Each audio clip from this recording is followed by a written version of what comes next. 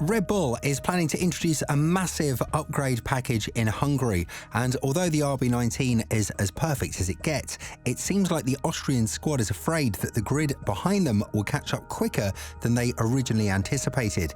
What this means is that Red Bull is not likely to just sit back and wait for McLaren or Mercedes to fight them for wins in 2023, and that's why the RB19 will be massively upgraded in Hungary.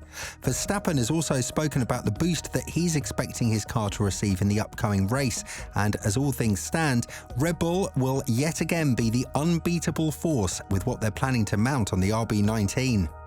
Red Bull has started the 2023 season in a very dominant manner, and the fact that the grid beneath Verstappen has been so volatile and yet so inefficient to fight for race wins goes to show that things could change very soon, or they could remain the same for quite some time. But if you were to ask Red Bull, they're going to make sure that they're the dominant force for the remainder of the new technical regulations that have set sail in 2022 and have been further improved in 2023. This is going to happen in Hungary, the next race in which the car will receive a massive upgrade, and the race that Verstappen won last year after starting 9th on the grid. If we are to trust the history of Red Bull so far, I don't see any surprises here apart from Mercedes, which will see the full potential of their new front wing, something that we'll cover in our next video. But even with that, they've had a hard time catching up to the second place teams on the grid, let alone the dominant RB19 of Verstappen. But before we go into the hows, let's talk first about the whys. For starters, why would Red Bull want to upgrade their car? There have been talks about Red Bull already starting to work on the 2024 version of their car, which is something that would put the grid into a frenzy, because if they're so comfortable with the current version of the car, then they would have a lot more time and resources to put into the upcoming season.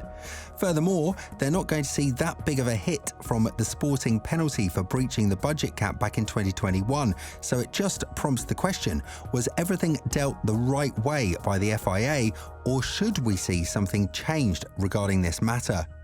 This is a question for another video, but right now it seems like the Austrian team is not as confident as we'd originally anticipated, because they're still bringing an upgrade to the car that doesn't seem to have any competition right now. But from winning qualifying sessions with a 1-second advantage over the second place driver and races with a 24-second advantage, to having to fight with McLaren for 5 laps and not being as dominant as they were at the beginning of the race, worry has seemingly entered the Red Bull camp, and the Milton Keynes factory is not satisfied with the full potential of the car. I guess winning 10 races in a row doesn't make your car as dominant as you would like it to be, and this just goes to show that Russell may have been right all along. Red Bull are not using the full potential of their car, and that's visible by Verstappen's cruising mode and the upgrades that the car will see in Hungary. Obviously, this is a track with a high downforce requirement, which means that whatever Red Bull is trying to fix on their seemingly perfect car has to do with the drag or the tyre wear. Although, to be fair, I don't think Verstappen's tyre management is getting any better than this. According to the Dutchman, there are still a lot of factors that need to be worked on the car. As he went on to say, the stable factor so far is that every single weekend it seems like we are on top, which of course is the most important from our side. Hungary, completely different track. We will put some upgrades on the car there, and hopefully they will work well.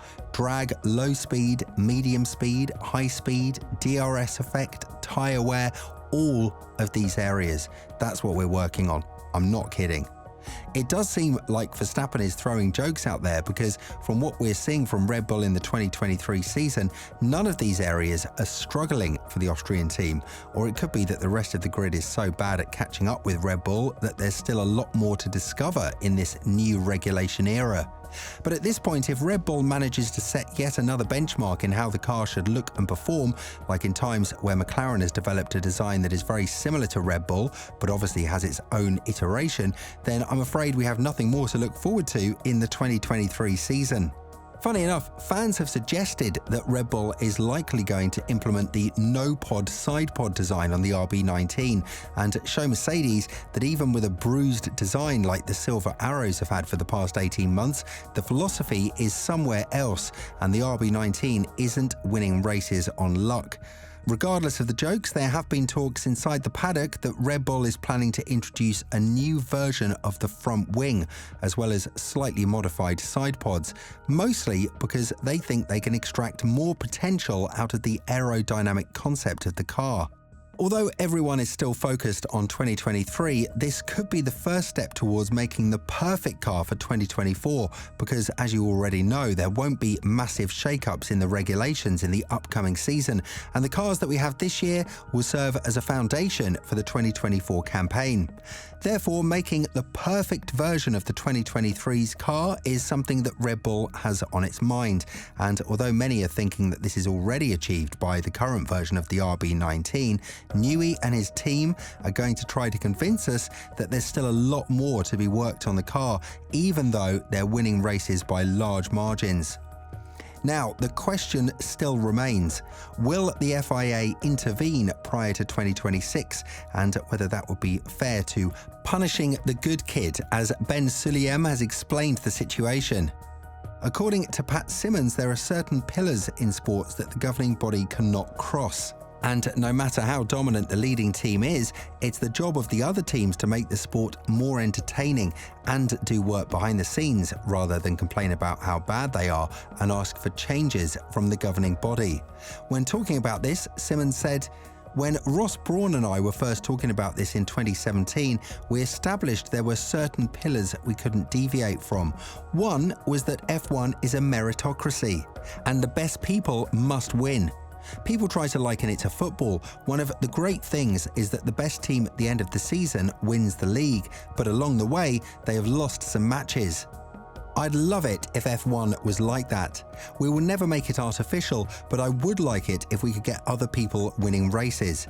We have only had a handful of drivers on the podium, other than freak results, since 2014, and that is not great. The reason you watch the sport is the unpredictability, and F1 is becoming too predictable. We probably won't be able to close the gap until the new regulations, or at least until a couple of years after we get the new regulations." Lewis Hamilton has spoken about changing the regulations before 2026, or even introducing a rule that would prohibit teams from developing their cars for the upcoming season before a certain date. But it seems like he's been quick to forget that this has been the way that he was able to drive a championship-winning car for 8 years in Mercedes. Nonetheless, it goes to show that Red Bull are still not likely to give up on making their car as powerful as it can, and right now they might have changed the focus on signing another alpha male to the team to pair up with Verstappen.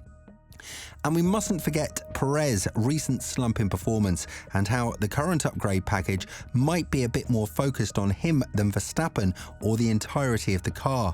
Whatever it is, it's most likely that Verstappen will utilize it in his own favor, and Perez will definitely have one of the hardest jobs in the remainder of the 2023 season. Keep up his seat by constantly finishing P2 and showing that he is that man when it comes to battling with Verstappen and potentially being that alpha male for them in the 2025 and 2026 seasons.